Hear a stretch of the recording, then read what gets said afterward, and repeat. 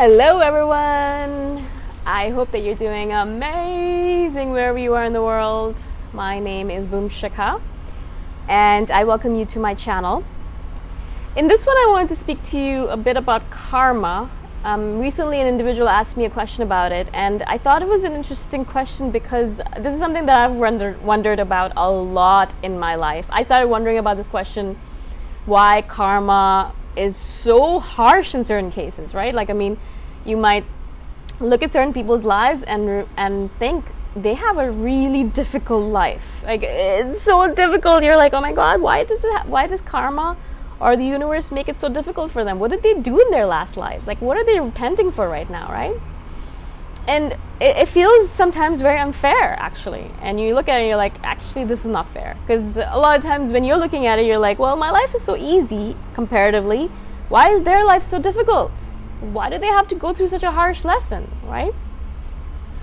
And my thing with this, the reason I wanted to do this video is because I wanted to share a couple of insights that I've had. Because as I said, I've been thinking about this a lot. I am from India. If you might know this, and I've never actually really lived in India long term because we always moved around to different countries, but I would always go back. And even though my family wasn't the richest family out there, for sure, we had very little comparatively to a lot of the people I saw who had no shoes, barely enough food to eat, would be walking around and begging on the street. I had a very cozy and comfortable life comparatively. And again, as I said, like a lot of times I didn't have shoes either, and I had enough to eat, but not like extravagantly, right? Even then, my life was much better than them in comparison, right? And so a lot of times as a child, I would look at them and say, you know, I would ask my mom, and my mom wouldn't know the answer, of course, as well. And she would always be like, well, that's just the way it is. Just forget about it. Don't worry about it too much. But I'd always ask, why is their life so difficult? Why is our life so easy? And she'd be like, your life is not easy. My life is not easy. It's difficult as well. Don't worry about it. But I'd always kind of compare and be like, no, it's not as difficult as theirs. But no one could ever give me a satisfactory answer.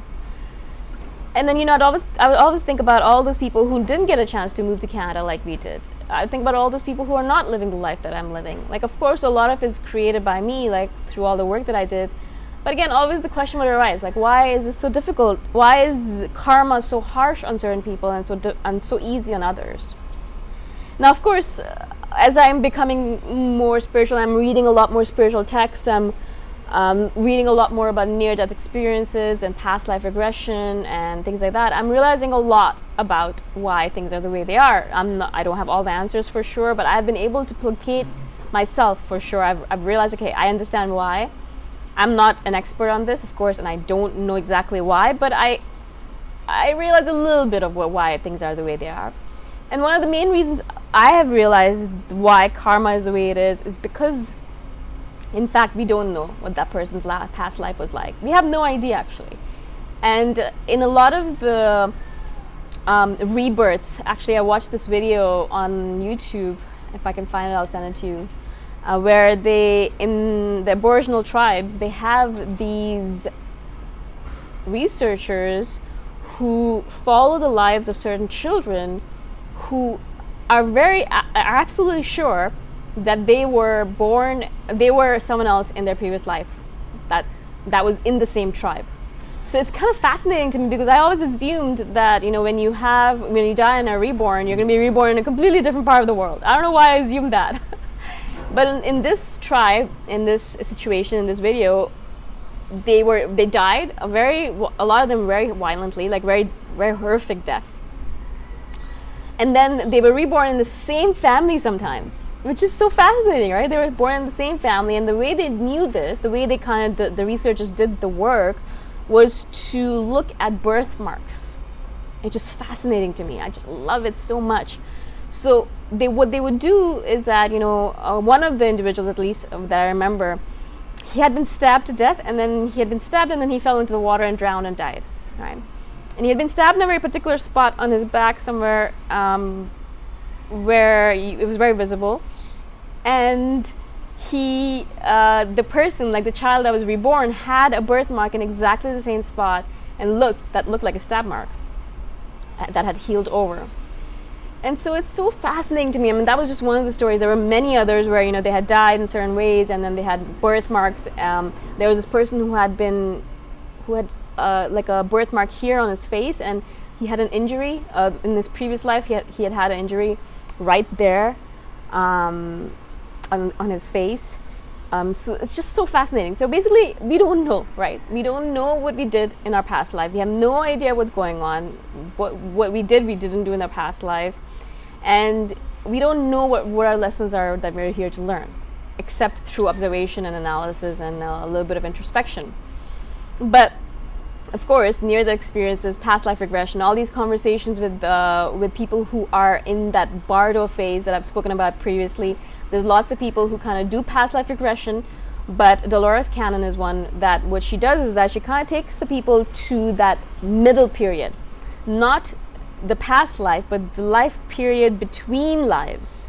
She takes them to that period, and then the person goes and walks around and learns certain things, meets certain guides, learns what lessons they're supposed to learn, figures out what they did in their past life that they're supposed to absolve themselves of in this life, and just amazingly fascinating things. Literally, if you are interested in all this, please go watch any near-death experience stuff or any, like, you know, children who've been reborn with birthmarks things on YouTube, or anything by Dolores Cannon. Read that stuff, because it will just literally open your eyes up to realize the basic truth of the matter, which is we don't know anything.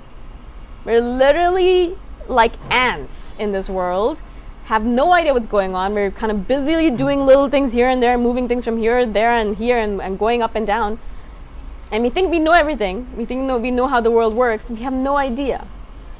And we sit on our little throne in that little ant-like way, and we make all these judgments about the universe and about how it plays it out. And we're like, but that is so unfair. That person has a hard life and they shouldn't. And we have really no idea what's going on and what happened in the past. We have no idea, really, no idea at all, right? And so what right do we have to make any judgment? It's like we're telling the universe, who knows everything, who knows exactly how perfect the world is set up and knows how it's supposed to play out. We go and point fingers at it and say, oh, hey, I'm just a human being and I'm only going to be here for a few seconds, but I know better than you, and you did wrong there. You made a mistake. That person has a hard life. They shouldn't. Do something about it. And I literally think of myself as that little ant telling a human being, like if you saw an ant on the ground and it's like pointing at you and saying, hey, you're doing that wrong. Don't do that video that way. Or you're playing on your phone wrong. You're going to look at the ant and say, okay, what is wrong with you? You barely know what's going on in the world. Like, stop talking to me, right? But the universe, of course, doesn't do that. You know, it's kind to us, and it realizes that we're foolish, and we do silly things. But I'm sure God's up there looking at us and thinking, wow, they really think a lot about themselves, don't they? But that's where I've landed up in my assessment of the whole situation, which is obviously very amateurish. But this is where I kind of get solace from the fact that I have actually no idea. Right? I have no idea who this person was in his past life, or who she was in her past lives, because, you know, your karma carries over from life to life. So we have no idea. You know, there's so many stories where this person stabbed someone in their past life, and then they realize that in this life they're supposed to be stabbed in order to recuperate that karma. So they're going to get stabbed in this life in order to recuperate that karma, because they stabbed someone else in the previous life. And it's just so fascinating how the universe is just trying to basically balance everything out in its own way. And as I said, we just have no idea. We look at one little tiny portion of the whole picture and we say, oh yeah, that's New York. Whereas if you step back, as the universe does, and look to the entire picture, you would realize it's the galaxy, right? It's the picture of the galaxy. But we're looking at one little dot and we're like, no, that's New York, that's the Empire State Building. Yeah, that's how it is, and this is how it's supposed to be, and you're doing it wrong, universe, and, you know, I know how to do it better. We don't know anything. We're literally like ants trying to fix this world. And so really taking that perspective and realizing you're nothing, you know nothing, you have no idea what's going on, and to realize that whatever's happening is actually happening perfectly because the universe has set it up that way. Nothing is a coincidence, nothing is happening randomly, and nothing is happening wrongly. It's just happening perfectly as it should. and there's no judgment that we need to make on it because we don't know. And so that's what I would like to share with you. Of course, you might have a different perspective on it. That's totally fine. But this is where I've landed, and this is what gives me peace when I see certain people and I'm like, they seem to have a very hard life. I will do as much as I can to help them, but I know that there's nothing I can really do to alleviate their path. Their path is going to go as it's supposed to. You can't change their path for them because the path goes as it's supposed to go. And you can't do anything to change it. You might be like, oh, I'm going to put something here and I'm going to change their path. It will meander back and will go on to the path that's supposed to be their path. You cannot change their path for them. It's impossible. Yeah, it's just impossible. So that's what I would say. If you have any questions about this, obviously, please let me know and I shall do a follow-up video. There's a lot to talk about on this subject, of course. And again, I'm not an expert, so I just wanted to share my opinion with you. If you have comments, questions, let me know, and I shall see you the next time around. Bye for now.